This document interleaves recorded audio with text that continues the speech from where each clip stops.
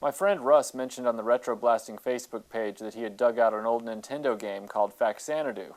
It just so happened that Faxanadu was one of my favorite Nintendo games growing up, despite its relative obscurity, and he was having some trouble with the early levels of the game.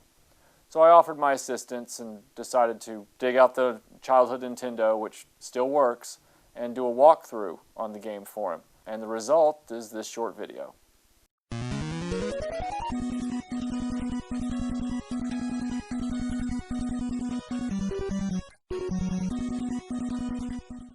Faxanadu tells the story of this nameless wanderer who just comes back after some long absence and is immediately the World Tree's only hope for survival.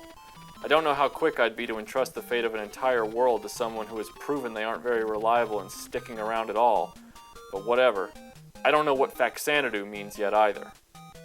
Your hero is the same color as a potato sack, and he doesn't have any weapons, so you go to the king and get some money because you're penniless too.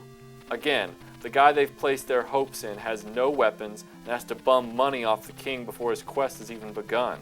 I'm starting to understand how the World Tree fell into such peril under this particular king's leadership. His decision-making skills are questionable, to say the least. You buy a dagger and a magic spell, slay some weird bodiless monsters called dwarves at the city gate, and you're off to save the World Tree. Point of order? Those don't look like dwarves to me.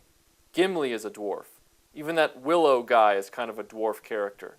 These guys are horrible demon things. By the way, I decided to use the Nintendo NES Max for this foray into Faxanadu. And don't try and tell me it's cheating because this has a turbo option.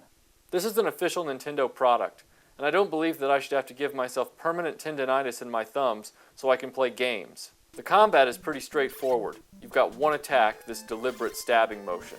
Thankfully, you can stab in mid-jump as well. I got to thinking while playing this how lucky I was that this guy doesn't get tired. It's a miracle, actually, given all the relentless jumping and fighting he does. I mean, look at that! If that's what it takes to save the world, I'd be dead.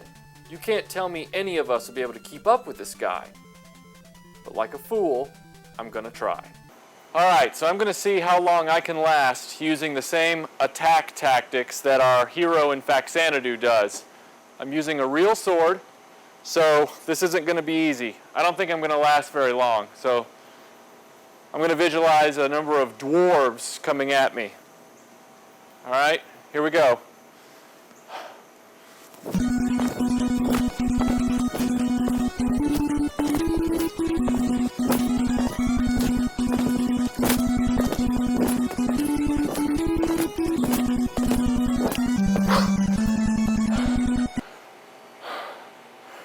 Okay, that's impossible and horrible.